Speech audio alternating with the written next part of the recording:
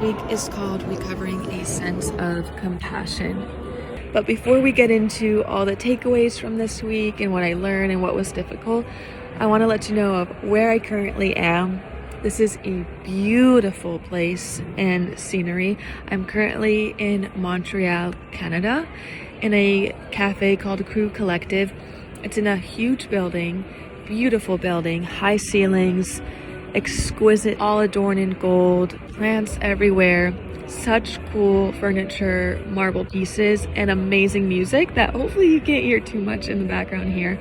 This is the perfect artist getaway. It is so easy to be motivated in this place. It's surrounded by so much beauty, and that's something that we'll also get into in this chapter. Recovering a sense of compassion. This week takes you through kind of reframing a few things. So I wanted to start out with things I struggled with this week, just to be candid and clear. First of all, I skipped a few days of morning pages. I know that is terrible. My excuse is that I had to wake up around 4:30 to 5 a.m. for 3 days straight, and for those 3 days I did not journal. I kept thinking I would get to it later in the day, and then I never did. It was just too hectic of days. I should have just woken up earlier or just dedicated time before bed to doing it before I log off, aka go to bed for the night, but I didn't, and that's unfortunate. Those days did include my days beginning the road trip, so that first day I skipped was the first day I woke up and I drove from Chicago through Michigan and into Canada. And it's been such a lovely few days of travel, but I think it's the combination of not much sleep, a lot of driving, and skipping my morning pages, which really just relieves my mind of any negativity, just things I have to do, the endless to-do list that I have in my mind onto paper has left me feeling so irritated not doing these morning pages, and just angry at myself, angry towards others, just a lot more frustrated. So I want to make sure I'm better and don't skip any days this week. Also, I've struggled with finding the time, well, really just not making the time, because in all reality I could have woken up half an hour earlier or just put something else off and really just dedicated time to the morning pages instead of scrolling for those 10 minutes or being lazy. I feel like I was very unmotivated and procrastinated because I felt so tired, but I could have just pushed through and been productive and gotten everything I needed to get done in a lot less time, rather than spreading it out over the course of the day and then not getting a lot done at all. And of course, another thing I struggled with is not being intentional with planning my own artist dates. I haven't been doing a good job of this. I feel as if this is because I do a lot of things for myself throughout the week, and a lot of cool things. Like, for example, right now being in Montreal, and yesterday I walked around Old Port, the old city, and had really no plan in place. Same with today, working from here. And I feel like I always do something or wander, and I'm like, well, that could just count as my artist date, but I'm never intentional. It kind of just comes about, and I'm like, well, I did this thing for an hour, so that'll count. Or I had a cool brain dump moment of just brainstorming ideas, and that counts, but really it doesn't. I have to start being intentional with my artist dates and setting a time of, okay, this is what I want to do for 2 hours this week for myself, and showing up for myself. I'm a bad boyfriend to myself. But anyways, let's dive into what the biggest takeaways from week 9 of The Artist's Way were. So Julia Cameron begins by talking out about fear, that blocked artists, we typically think of ourselves as lazy since we procrastinate a lot and we don't feel like doing certain things. But she tells us to reframe laziness as we are blocked artists, and reframe ourselves as fearful and blocked instead of lazy. And we're actually just pouring all our energy into the wrong things. So she says here that as blocked artists, that we spend a lot of our energy on the wrong things, and we're wasting that energy. So we spend energy on self-hatred, on regret, on grief, and on jealousy. jealousy that I've mentioned before in previous weeks is a big one for me, that I'll look at other artists or other people that post on YouTube or on TikTok and see how well curated their feed is, or how well they edit their videos, their color grading skills, and automatically I get down on myself and I'm like, I will never be as good as them. I'm not good enough. I shouldn't even post because this is garbage.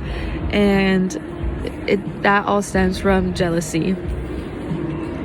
So we spend a lot of time and energy on self-doubt, but we have to realize that as blocked artists and as artists, we have to start out with baby steps. We can't just be magnificent right away. And I think that's what we struggle with the most as humans, is that we always have a big task or a huge goal in mind, but we never focus on the small goals that will get us there. And that's why it's important to think of the goals that you want to do that are the bigger ones, and then work your way down from there of like, okay, how will I accomplish that goal? What do I need to do in the background to actually get to that point? And that's something that we don't really do that often. We have to remember that it's baby steps that allow us to accomplish actually those impossible tasks. So remember to work your way backwards of, okay, I want to become this type of YouTuber, or I want to create this one movie, but how do I actually get from there? Maybe that's in 5 years or in 10 years. So work your way backwards of your yearly goals, and then your monthly goals and your weekly goals. And that's a lot of work, but it's a reminder of, okay, these are huge daunting tasks. And of course we'll be super fearful when we have such a huge task in front of us that's really impossible to do. And instead we'll just be paralyzed and won't do it at all, since it's so daunting. So what are some baby steps that you could do to get there? Julia Cameron here says that the need to be a great artist makes it hard to be an artist, which is very true. The need to produce a great work of art makes it hard to produce any art of all. So this definitely speaks to how we become paralyzed when we want to create some type of great work of art and we have that need for it, but we can't create great work of art right away, so we become defeated very quickly. Because of this, because this is how us humans think, we have to seek help. Seek help from ourselves and from others, from our family, from our friends, from other artists, from other people that have been in our shoes before. Call your procrastination fear and then actually ask for help. Fear is what blocks an artist. The fear of not being good enough, the fear of not finishing, the fear of failure and of success, the fear of beginning at all. There's only one cure for fear. The cure is love. Use love for your artist to cure its fear.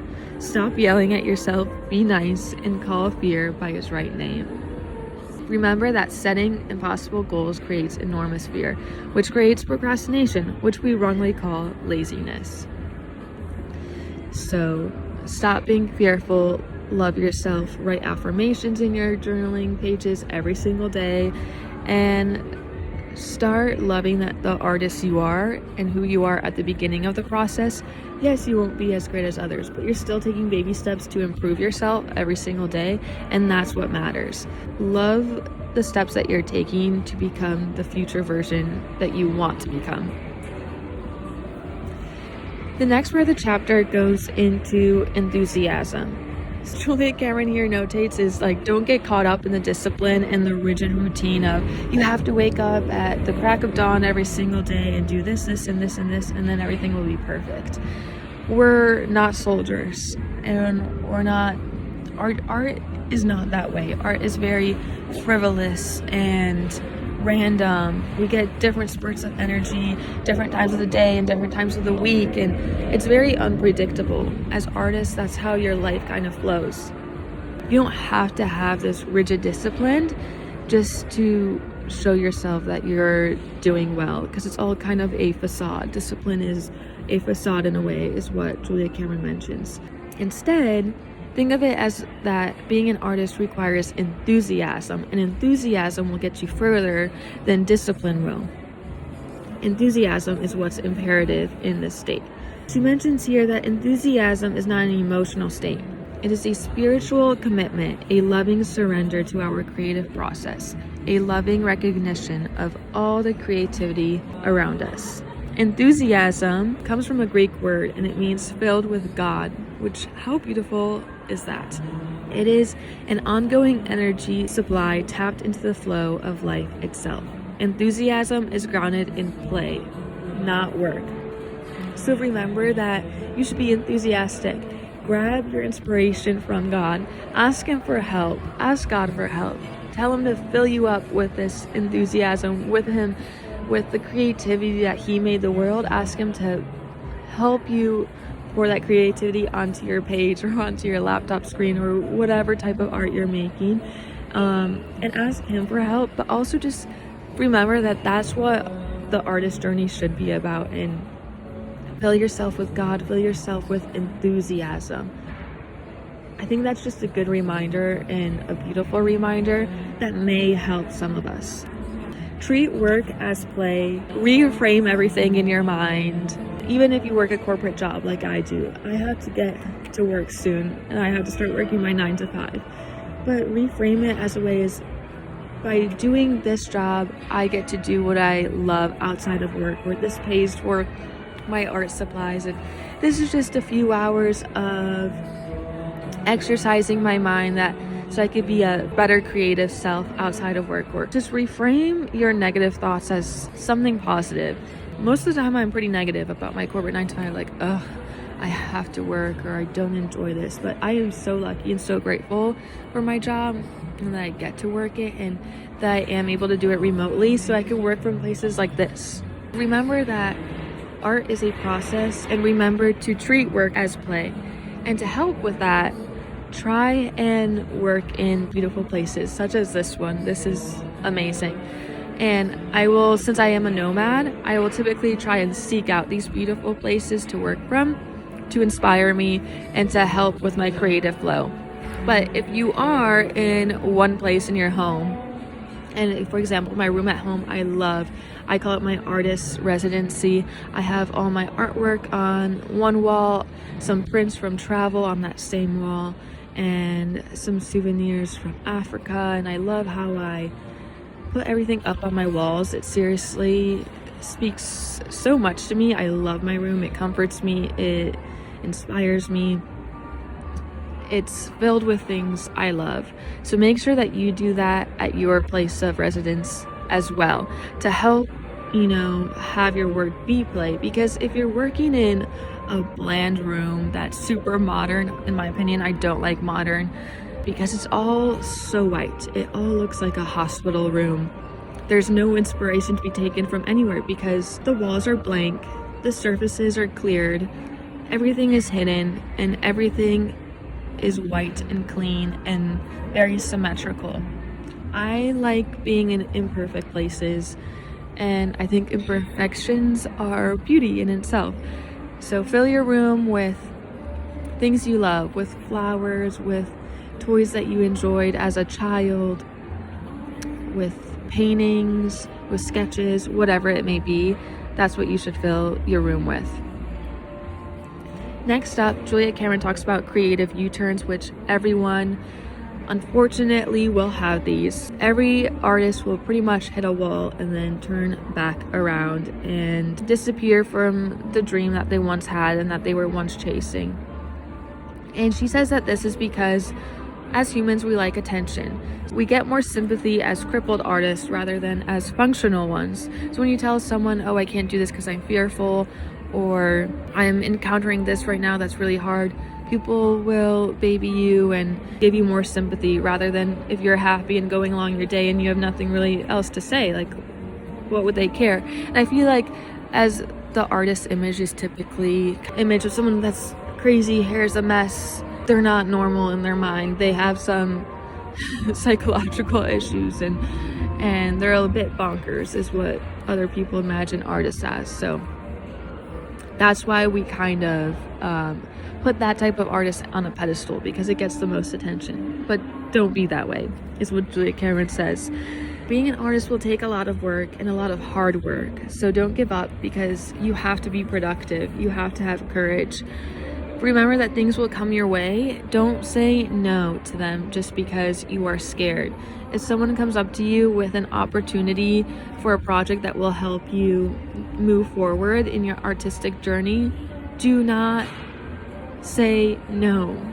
Do not shut it down just because you're scared. Go fully into it. Jump into the deep end, okay? I know it's hard and I know it's scary, and I'm telling this to reassure myself as well, but you have to jump into these opportunities in order to improve and become better. She says here, a successful creative career is always built on successful creative failures. The trick is to survive them. So even if you dive headfirst into the deep end, and let's say you almost drowned, it did not go well. Well, in fact, you didn't drown. You almost did, but you didn't. And now you have to move forward with that. Everyone around you on that cliffside saw that happen, but you have to not let their opinions get to you and your opinion of your own self of almost failing get to you. You have to move forward, and that's not easy, but there have been other people in that same boat as you. So you could always turn to others and ask them for help of how they got over that, or turn to your morning pages and try and write it out. So think of what scares you and then ask for advice from others who have been in that same position or a similar position. Once we admit the need for help, the help arrives. And that is true, but make sure that you don't shut down the help. Julia Cameron ends the chapter with a part that is named Blasting Through Blocks. She says here, in order to work freely on a project, an artist must be at least functionally free of resentment or anger and resistance or fear. So what does she mean by that? She means that these fears and angry resentments must be known, must be said in order to move forward. As humans, we are forever fearful. We're always scared to step into something new. We hold grudges, and sometimes we dive deep into our fears and just sulk in them forever. But it's important that you move forward through these and don't let childhood fears or things that others said to you or your parents or your friends hold you back. Know that you're better than that, and if you don't know that yet, start writing affirmations in your morning pages and start cheering for yourself and putting yourself on a pedestal to move forward from that. And also, Julia Cameron here has a practice that could also help you break through that wall, or some questions to ask before you start a big project to help you, become unblocked. So she has around 4 to 5 questions, and they kind of have to do all with your anger and resentments, listing out your anger, and maybe who it has to do with, what type of work it has to do with, maybe things that people have said to you in the past. Then, keep writing a list, ask yourself if that's it, and if you have anything else left. And then she mentions to ask yourself what you stand or what you have to gain by not doing this project. And then it ends with making yourself a deal. And she has a quote here that she said earlier in the chapter that I actually have on a post-it note on my mirror back at home, but says, creative force, God, you take care of the quality, I'll take care of the quantity. Sign it as a contract, write your name, put your signature on it, and put that somewhere where you could see it every day. Make it your background screen on your phone or on your laptop, and make sure that you show up for yourself every single day and that you continue to do so. And then she has a few tasks, as always, to end the week of the Artist Way. And what I love from this week that I haven't done yet is that she wants you to read through your morning pages that you've written before. In the past, she said, don't ever read your morning pages, but now we're far enough in the process where we've wrote hundreds of pages at this point. She wants you to read through them and look for any patterns. Look for what you constantly complain about.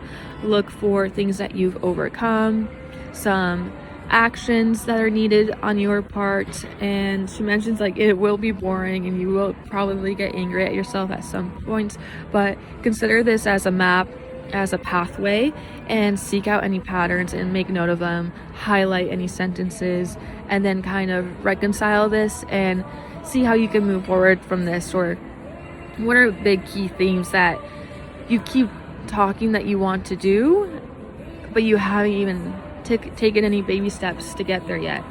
So that's something I want to dedicate this weekend to doing.